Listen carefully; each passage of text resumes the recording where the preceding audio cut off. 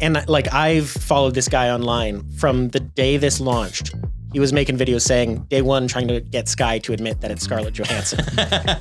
Well, here's the thing. Why hers is so important is because of the AI roles in movies she's played in the past. So in the movie Her with Joaquin Phoenix, Right, she plays, So- she actually voices the AI in that movie. So that's really at the heart of it. He liked what she sounded like as an AI voice and said, I want that. This is literally ripping off the movie Her. Straight up. There's kind of been a tradition of these super smart, nerd, cutting edge guys just thinking that they're above it all and that they can just take whatever they want and utilize whatever they want without permission. Troll boost That's for very OpenAI. nerdish, is, if you'd Of ask course. me. Well, I mean, think about who are we talking about here? Right. I know. I mean, the guys making this OpenAI and stuff, they're nerds. That's the people who've made this and the ones talking about it. I hate to break it to you, but we're nerds too.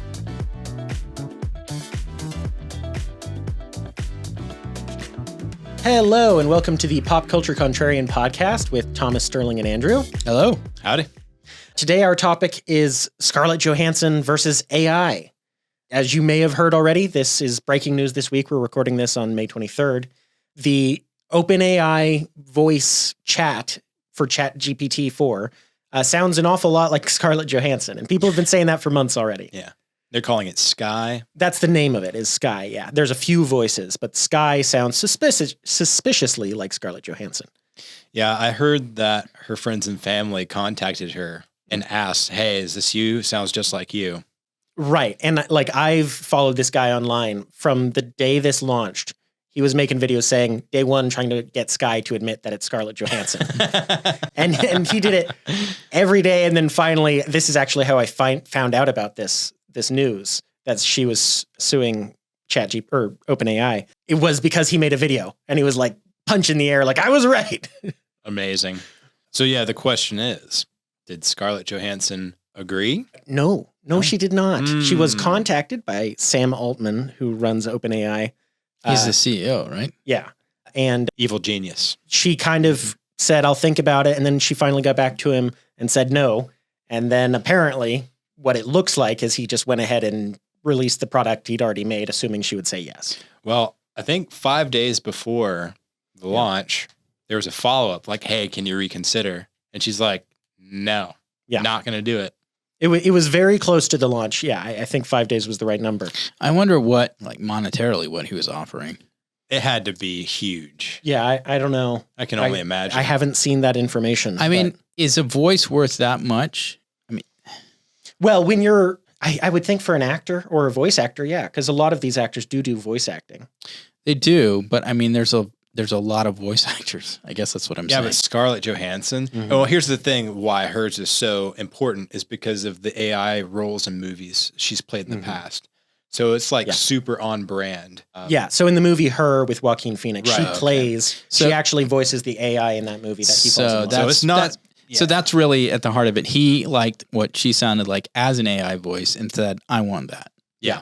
Yeah. And so it's not just the fact that she is a popular actress, not just the fact that she's well known or that she's good or It's whatever. this is literally ripping off the movie Her. Straight up. Yeah.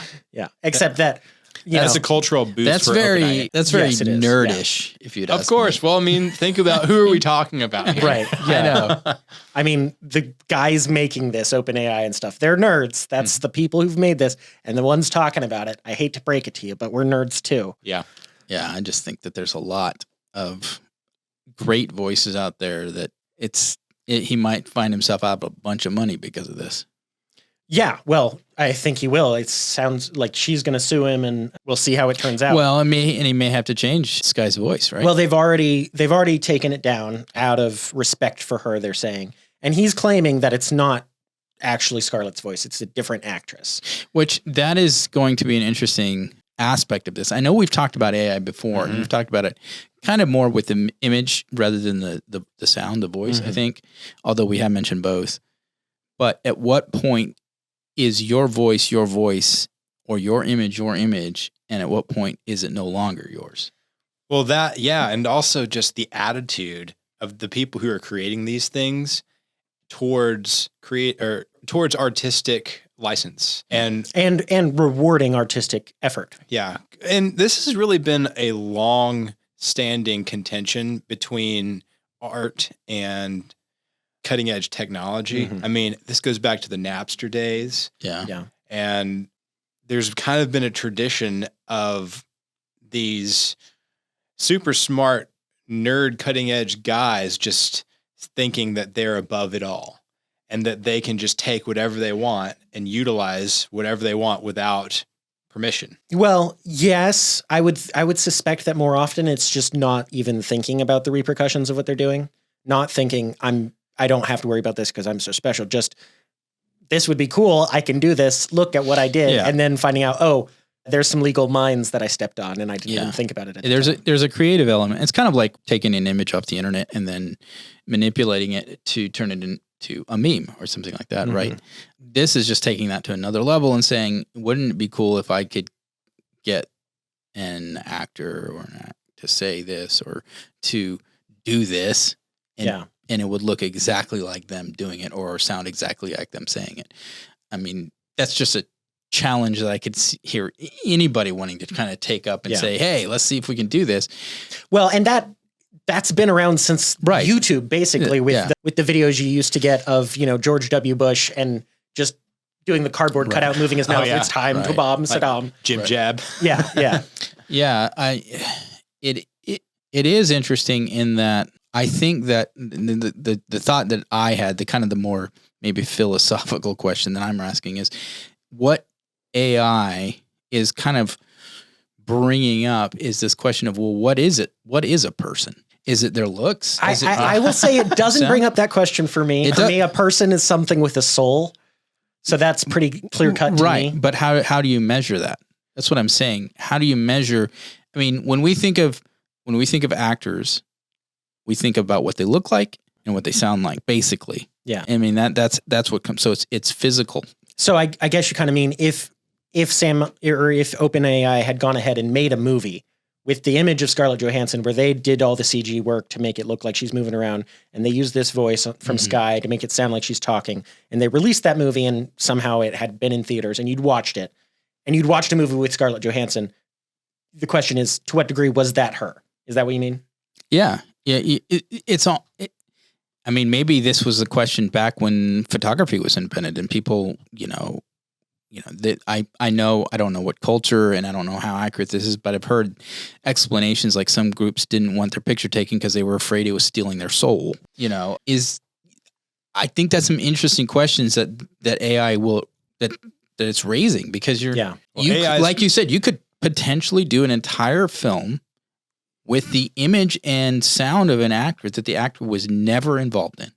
Mm-hmm. Sure. Well, this is kind of a retro version of that, but there is a phenomenon where an actor will star in like a B or C movie that no one's really heard about, and they have like a very throwaway role in it. And then years later, they will become a super successful A-list star, and then you'll see the marketing material for that old B movie and suddenly has them plastered all over it, and they're in it for like literally a heartbeat.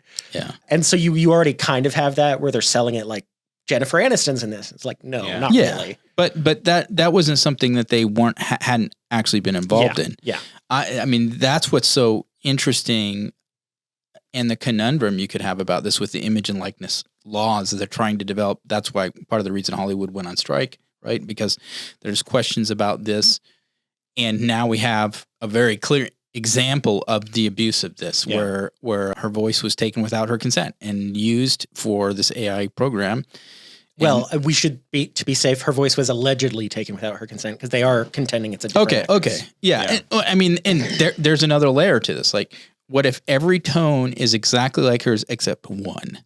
Or what if it's exactly the same, but it genuinely was someone else just recording their voice and it sounded like her? I would call that akin to counterfeit, because it can look the same or sound the same and be almost indistinguishable, but it is not connected to the source.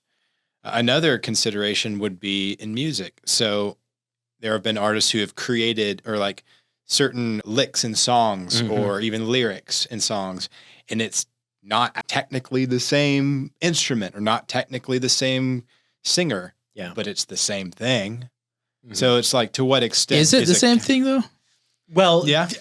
Big famous musicians do get sued over this kind of stuff. Oh, well, the question is one of copyright, right? Did they copy it? Did someone else create it and they copy it?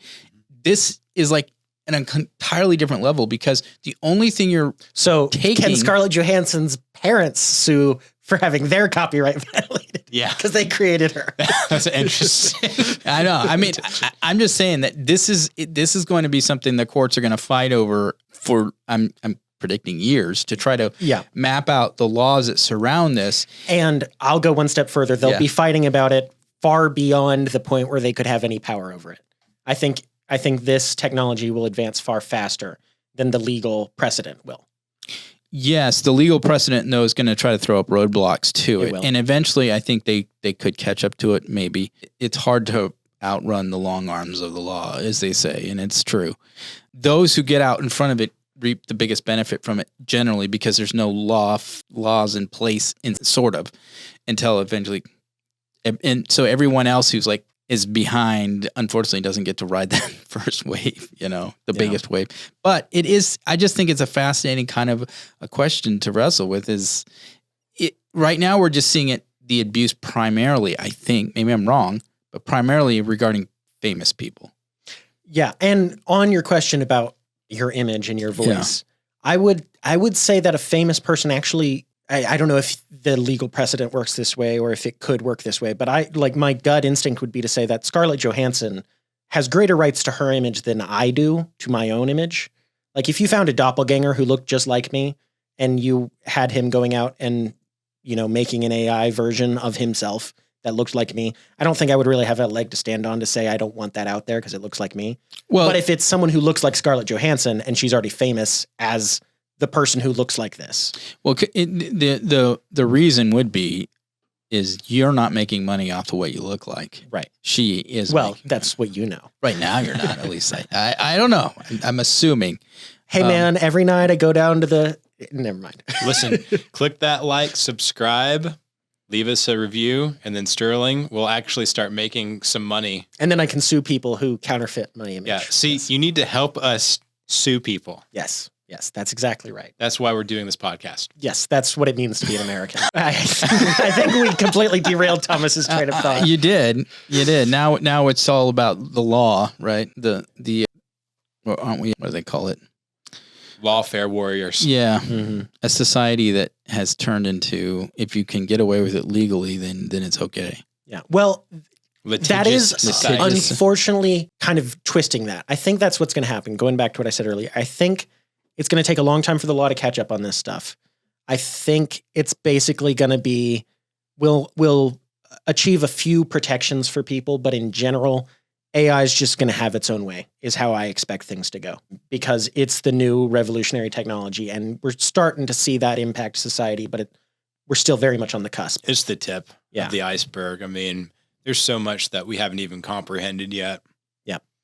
And I think as we start seeing that, it's going to be like, okay, you can't use AI to make crowds, but that doesn't actually end up mattering because of whatever new advancement they have or something along those lines. Yeah. I'm just thinking that the nature of what a human is going to be something that people are going to start questioning. Just because the more that you can have an artificial human effectively through AI, that essence of what it means to be human that question is going to start arising, because the copycat or the counterfeit is going to look so similar, at least when it comes to digitally. Yeah. Yeah. That's a good question. Yeah. I mean, the creativity we used to rest on, creativity is one of those things that defines what a human is. We got creative capacity. We do. But what if artificial creativity, because it will be always artificial, but what if it gets so good it looks almost like it's genuine, like AI is like seemingly genuinely creating something. So far, nothing AI's done has really struck me as creative. Yeah. They can imitate creativity. They can create new art based on the styles of 100,000 artists. Right. So it's effectively new, but it's still derivative. And most human creativity is, in a sense, derivative. It's, I think, an actual human puts a flair on it that nothing else could. Yeah, I mean, that itself is, when you ever, I don't know. When you had arguments regarding what is good art, what's bad art, these are things that I think, because preference is so much a component within that for a lot of people. But there is but most of us recognize there's a genuine kind of level of that is actually art or good art, and that is just not. We have this, but trying to define that and really capture it universally is difficult, I think, and no one ever fully agrees. But yeah, and if you don't agree that there is such a thing as good and bad art, then you can have your banana duct taped to a wall, which is a real museum exhibit. Yeah. And we'll stick with Monet and Manet and Da Vinci. Yeah. Well, even in their days, they were kind of seen as, were they real art? Was that the Impressionists? The Impressionists were questioned heavily because when you move from more of a realism to the Impressionists, and the Impressionists were focused on almost capturing more the feeling of the scene, not so much the exact details. That's controversial. So I mean, I just think we're in a pretty cool time, but there's going to be a lot of challenges. I think because we're such a litigious society, yeah, that's the word. The lawyer's going to be lining up, baby. They're going to be like, okay, let's jump on this one. So I do expect that as AI tramples on certain rights, then the law will catch up and certain people will get huge payouts. But I don't think it'll actually affect the way AI is used, is kind of what I was saying earlier. Yeah, I guess so. I guess so. There's just so many fascinating things to this because, at what point does somebody own their likeness to the point where anything done with their likeness, they have a right to at least a monetary compensation for it? Yeah. Yeah. And the other end of that, and this is maybe something we've mentioned before, but certain actors and actresses and apparently voice actors for video games are selling their voices to AI basically to be used. And for some of these actors, I can't remember who it was, but some elderly actor was doing that with the intention of, I can keep being in movies after I'm dead. Oh, yeah. Like, who's the Enter the Dragon, that martial artist? What was his name? Jackie Chan? No. Bruce Lee? Bruce Lee. How many movies did they make with Bruce Lee after he died? Oh, after he died? Yeah. No, after. They made a bunch, or at least a few, after he had died. I know that they released his last movie after he died, but I mean, that's typical when the movie was already done at that point. Yeah. Well, I do believe they've made some movies with him in it that he was not actually in. Yeah. Using footage they had. Well, and now that's going to be even easier. They've kind of done that with other actors too, but yeah, you're right. I mean, you could do a John Wayne movie now. Yeah. Heck yeah. Using all his old footage, especially if it's a Western, that'd be really easy. I'm thinking, especially his voice, he had kind of a unique voice and a unique kind of timing. I mean, yeah, you could bring him back easy. Yep. I mean, I say easy. I don't know Well, some of this, it is going to be very easy. The more footage that's already out with you in it, the easier it is. And of course, now everyone's taking videos of themselves on their phone every day. Yeah. So it's going to be very easy eventually. I think, Thomas, for a very long time, go ahead. This popped in my head, so I'm going to say it now and then I'll let you go. Maybe this is how you redeem Indiana Jones. Well, you go back to Harrison Ford, back in Harrison Ford in his 40s, and then you do another Indiana Jones. Yeah. Just like 2 years after the third one. Yeah. Save the franchise. Whether you make money or not, as the law stands right now, utilizing a person's image for commercial gain it requires permission and compensation. Yeah. So there obviously there are laws already on books, but it's going to be expanding them or tweaking them to deal with this new tech. Yeah. The question is when it's not technically. Yeah. Technically, it's not your image. We just rebuilt it pixel by pixel. Well, isn't there that kind of like it has to be 20% different or something like that? That was with. Was that a myth? That's a myth. Okay. Oh, okay. So if you had something along those lines to say, of course, how do you quantify that? But maybe you can with AI. Maybe you can actually exactly quantify something that's 20% different. Or maybe the individual actors can just make certain requirements. Like Scarlett Johansson says, yeah, you can use my image, but my nose has to be 20% bigger. just something to make them less attractive or whatever. Or her teeth have to be blue or something. Yeah. Wow. That would be funny. That's something I want to see. I want to see movies with movie stars with just one particular, their ears or something, just blown way out of proportion. Well, but even that, I'm thinking of the movie Roxanne.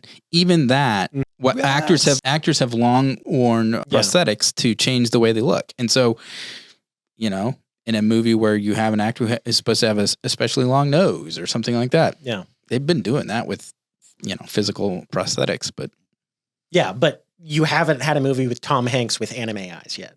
No, we could do that. Yeah. We have the technology. That would look so ridiculous. That would look. Oh my goodness! Can you imagine? A Castaway with Tom Hanks with the big googly eyes. Oh gosh, what the heck? Hey, this is a world where we're starting to live in. Eventually, you won't need anyone to do that. You'll just go to ChatGPT and say, "Give me Castaway with Tom Hanks with anime eyes," and it'll be there. Yeah, the whole movie watching it that way would be. Somebody's going to do it. Yep, it's gonna happen. All right. Well, that's very interesting. I think that this has happened and they just ripped off her voice. But we have kind of a secondary topic for today, which is just something that's kind of a hobby horse for I think all of us. Joe Biden yet again this week has just forgiven more student debt. Correction. He has reassigned, transferred it, certain debt. Correct. Transferred it. Yes. That I used the language he uses, and forgive me for that. I apologize. Indeed. He has fact check. Yeah. He has used my tax dollars to pay off other people's college debts. Once again. How about that? I would like to have my mortgage canceled. Can I? Yeah. Yeah. Me too. I would just like the $10,000 debit card that the illegals in New York are getting. That sounds good to me. Can we just get the Canadians to pay for all this? Yeah. I mean, they got free healthcare, so they burnt down the White House. They owe us. Certainly. Was it the Canadians? They claim it is. It was the British. Yeah, that's what I thought. The Canadians were British at the time, and so maybe there were Canadians involved, but it was the British. It was not the Canadians. I didn't realize the U.S. would never lose to the Canadians. The Canadians are too nice. They wouldn't burn down the White House. Right. Yeah, but they will euthanize anybody who gets in their way. Yes. That's a whole different topic. Delightfully. Yeah. So Biden, I was looking at the numbers. As of October 29th last year, he had forgiven or reassigned $127 billion in student debt. And then this year I found two different articles, and there may be more that I missed. He forgave another $7.4 billion in April and another $7.7 billion just now. Yeah, it's up near $150 billion. Do we know how many individuals that impacts? Some of these had numbers attached to them. Several. 30 million, I think. I want to say 30 million, but I'm not positive. So the $127 billion affected 3.5 million borrowers. Gotcha. Which is, what, 1% of the country? About 1%, yeah. I would like to be the 1% for once. I've never had a chance to be the 1% yet. Yeah, no kidding. I didn't get this debt. That's really what upsets me about this is I chose not to go 80,000 or however many thousands of dollars into debt for college that I thought I wasn't really going to make the most of. Responsibility, that's where you went wrong. Right. I shouldn't have been responsible. Don't be responsible. Yeah. That's the message here. Don't be responsible. That's the message in so many ways. I will say this. I think the way this is being handled is totally wrong. I will also say, though, that society has encouraged young people to make poor decisions. Yeah. And I think that that's a terrible thing. Well, both can be true. Yeah. And I agree with that. But society there's an element to put it this way. Society is going to encourage all the time good things and bad things. Sure. What takes for the individual is wisdom to know what things to listen to and what things to reject. And future sight, so you know when your debt's going to be paid off without having to do anything. The concept of debt has been around for a long time. People know if you borrow something, it doesn't even have to be money, but as a child, you learned that there was a concept of if I take something for X, I need to give something back. Or if I'm buying something, I can't just go into the store, grab a pack of gum and walk out with it. The store requires me to give something money in that case. Actually, Thomas, I'm so special that I just get the gum and I don't have to pay for it because I'm special and I vote for Joe Biden. Well, the whole component of stealing. I mean, that's the underlying principle here. And that's the problem I have with it. It's not that these students may have been encouraged or coerced to make a decision to take out a loan that they are now finding themselves in a position that it's difficult for them to repay. I mean, all of us have probably made decisions that we regret when we go back and say, you know what, if my older self had told my younger self, I would have warned my younger self not to do that. I think all of us have regrets over decisions we've made. And some decisions are going to have longer or more significant repercussions than others, seemingly at least. This one of the whole college, go to college so you can get a higher paying job, and therefore you can have a better life theoretically because you can make more money. And you'll easily be able to pay those loans back. Right. And so the encouragement to take out the loan, and it's kind of like, part of me, there's all these like thoughts that come to my head, like, would you jump off a cliff if all your friends jumped off the cliff? There's this lemming. A lot of people would. There's a lemming attitude toward this. Is like, well, everybody was doing it, so I didn't take time to think, well, would I be able to pay it off? I just assumed I would be. But the difference, I would say, is it's not just your friends jumping off the cliff, though that is happening. It's also your parents standing behind you and saying, go ahead, jump off the cliff. Mm-hmm. Yeah. And as in a general say, the power of crowds is a human psychological there is the sense power in which to be reckoned with. I think that we're seeing now, and maybe this is part of the problem we haven't even really talked about, the assumption of a high-paying job upon graduation or soon thereafter, or a higher-paying job wasn't wrong necessarily, but only until recently it had what I mean by within the last decade has the value of a bachelor's degree suddenly been recognized as not nearly as valuable as it would have been 20 years ago, 30 years ago, 40 years ago. There's something has happened in that. And so back 20 years ago when you said, well, I'll go 50,000 into debt and then I'll make enough to pay it off. Yeah. In a few years. But within 10 years, 20 years, I'll be able to, where I will be theoretically within my work, the field of work I choose, I'll have easily been able to repay it. And that was true for the most part. Suddenly now you're seeing this problem where the college tuition has risen so astronomically that because of debt subsidized, backed. Right. Yeah. Because the solution for a better life was college. Mm-hmm. Okay. Yep. And so if the solution for a better life is college, and then college costs so much, the government steps in and guess what? Hey, we'll give you these low interest loans and they'll ensure that anybody can go to college. Well, when you get into that kind of scenario, what the colleges have done is taken advantage of that and said, well, let's just jack up tuition because you'll get your loan and it's low interest and it's government covered and you've got plenty of time to pay it off. Guaranteed money. And so people are getting out of college if they graduate and they've got huge debt mounted up. And so in that sense, you're kind of sympathetic and you're saying, yeah, but the solution isn't to say, okay, we'll just take it all that's away. not the solution. I agree. Yeah. I'll add, and I'm going to sound a little bit heartless, but I'm going to do it anyway. Part of it is the idea that everyone should have a college education. Yeah. And colleges used to be for really the people who wanted to become a doctor or a lawyer or just generally be academics or true students. And they wanted to learn as much as they possibly could. That was the point of college. If you finished your basic schooling and you still wanted to know more, you went to college. And if you were ready to start work, that's what you did. And that was fine. And the idea that everyone should go to college, that comes with it a cost in all sorts of forms of providing locations for these extra people to be in the college. But also, once you start having, I guess, the lowest common denominator common in colleges, you're going to have things like wild parties and stuff that require funds to clean up. Yeah. You have to have an aptitude for it. That's why you're theoretically supposed to test in to show that you are capable of college. And if that standard keeps dropping and they are dropping, I think some colleges got rid of the SAT for a while because it was racist.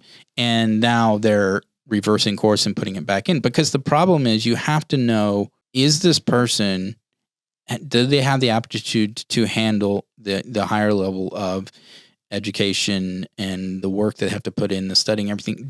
Are they in a position to be able to do it? Yeah. It's to be fair to them. It's, we have this notion that if you fail a test, that means you're a failure. No, if you fail a test, it can tell you a lot of things about yourself. And it can help you see maybe where either there generally probably a number of reasons you may have failed a test, including maybe you didn't study for it. Yeah. But there could be things in it, especially when you're going to the higher levels of education, that are showing you, you know what, you just don't have what it takes in this sense to be able to be in this field. You just God hasn't given you the mind for this. You've reached your peak in this particular area, and now it's time to look somewhere else. So yeah, what we should be focusing is on everyone's got skills. Yeah. Everyone has a toolbox, let's say, but everyone's toolbox doesn't have the same tools in it. And so what we need to be looking at is helping people see, what are your tools? What are the things that you are good at that you can invest in and become, closer to mastering or being better than anybody else or being better than most in that field? Yeah. What are your skills? Yeah. That focus, I want to say that used to be what high school, at least element of high school education used to do.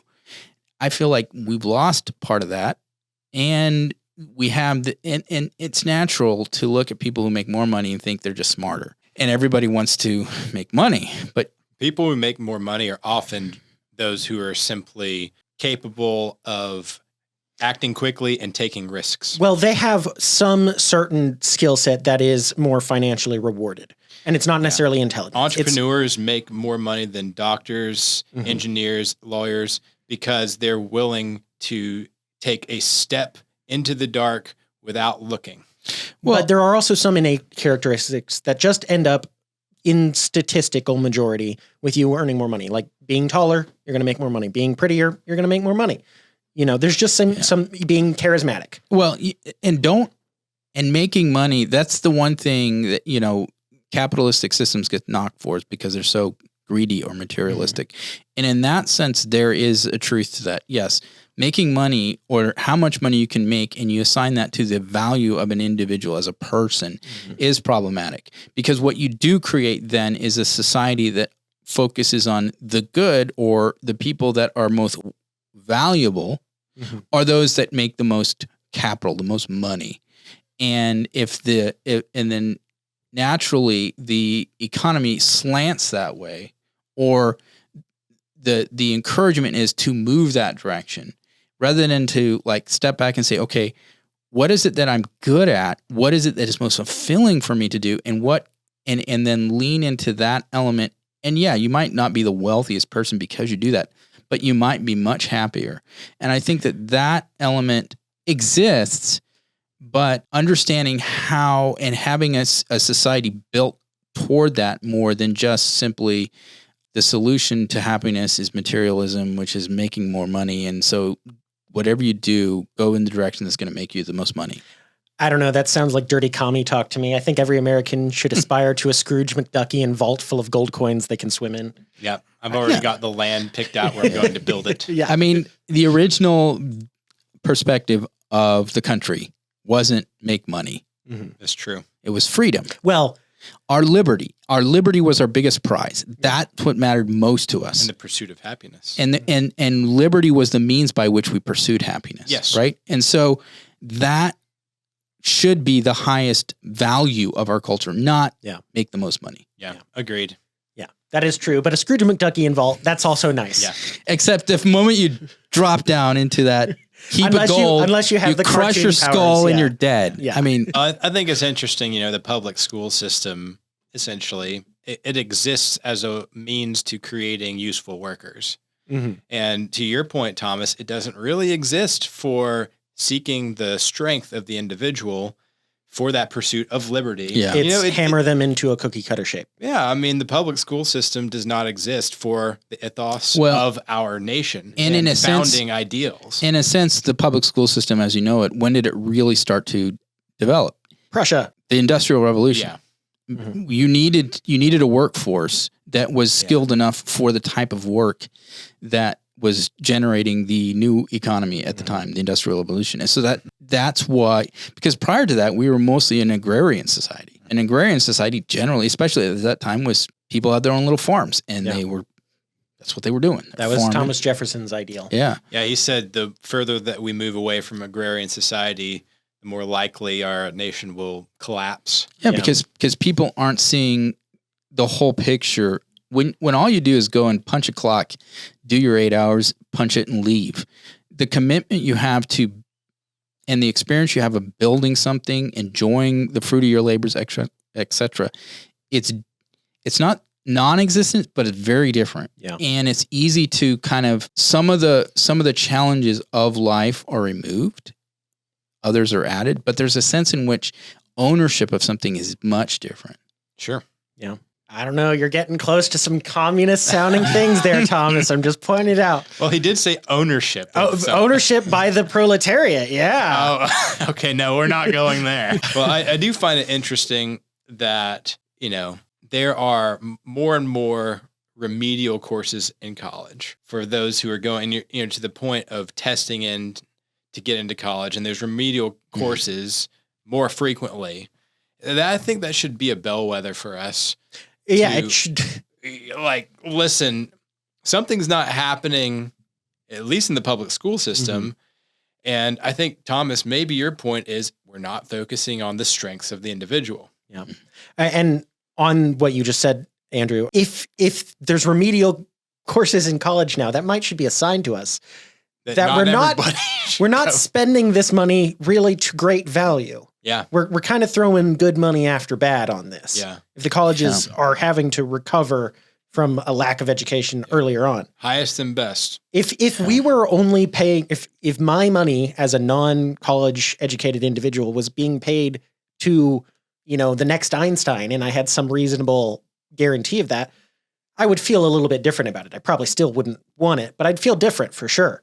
But I'm pretty confident it's not going to any kind of Einstein at all. What's interesting, and I want to wonder, is that fortunately we're living in the age of information and technology that's developed to the point where even though the schools in a lot of ways may be failing our kids, this generation, they're still learning because of the internet.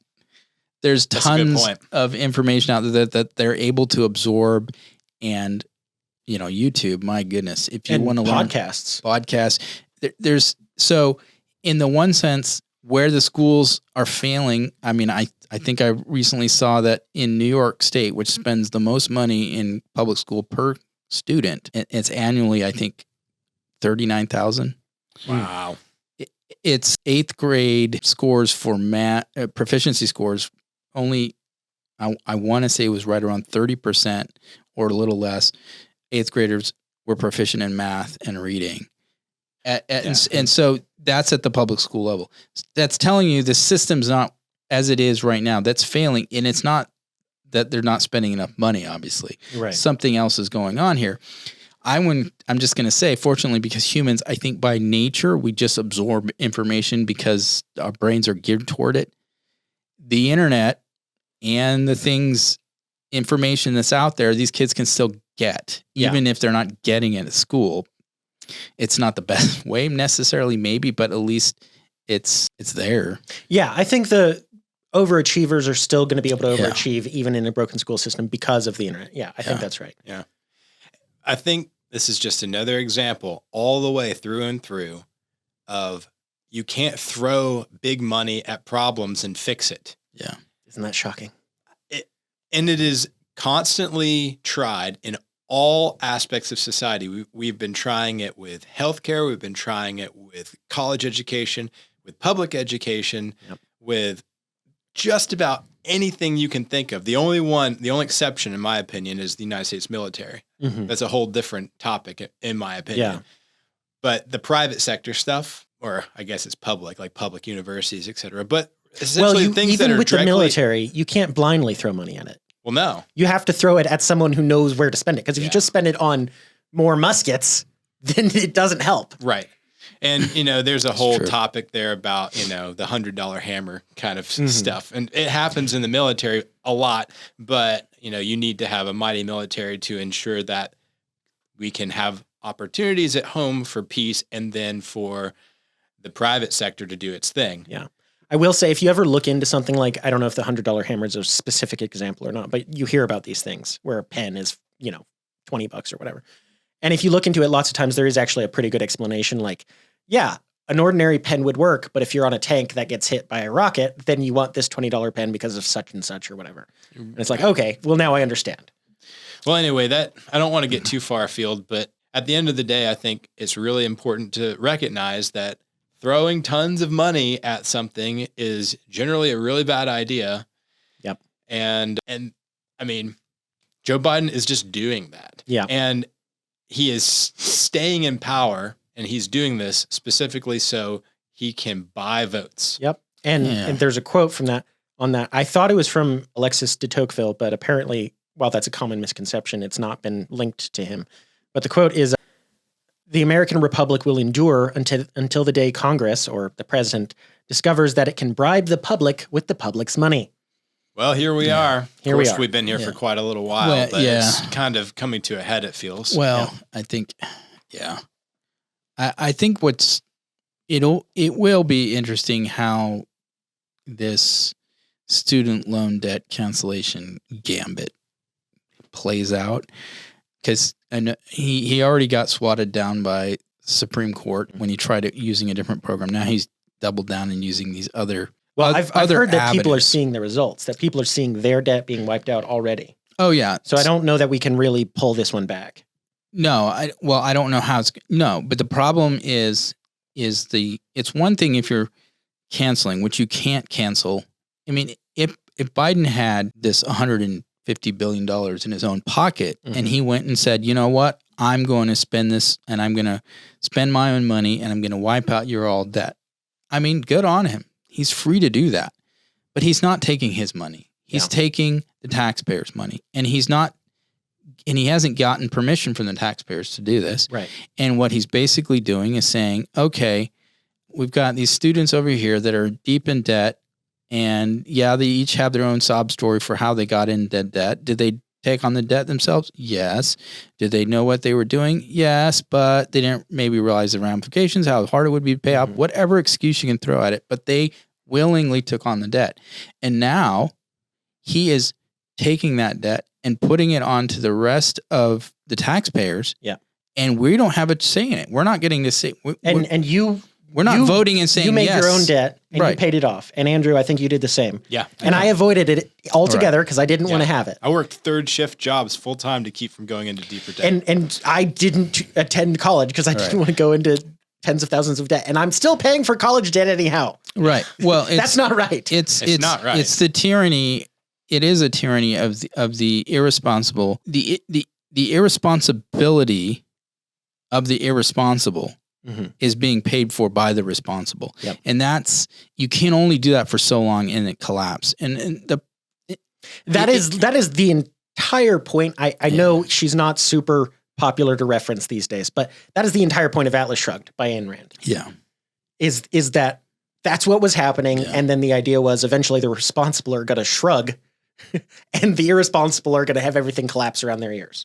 Yeah. It's unfortunate, and in the way it's been kind of couched. If he said we're going to put this up for vote, and if the taxpayers vote to take on this debt so that they can relieve it from these, I want to say 30 million, but maybe it's less than that, student loan debt holders, fine. If the voters want to do that, then the voters will do that. They will vote and they'll say, yes, we want to take on this debt. Okay. But what we have is an executive saying, I don't care what the court says. I'm just going to do this.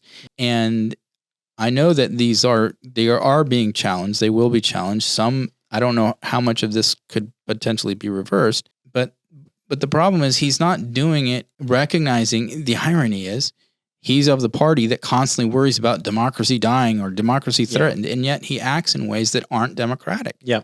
Yeah. I think that's the tagline for this part of the topic, Thomas. Yeah. And it's another way just to, at the end result, have a taxpayer-funded college for all. Yeah. Yeah. I think that's the direction that he's pushing this. Well, that's why, because those who are most responsible for this debt going so high are the schools. Yep. Yeah. And, they were incentivized, obviously, by the ease at which the government is giving loans away to people, to college loans, right? So they're incentivized, well, you got low interest loans, so, we have more money to spend on college, as it were. And how much of that, I think the college tuition is increased, like I want to say astronomically, almost 160 times more than that of the rate of inflation. So it's way, way higher than the rate of inflation. So you can't blame this on inflation, in other words. This is them going way beyond the rate of inflationary growth.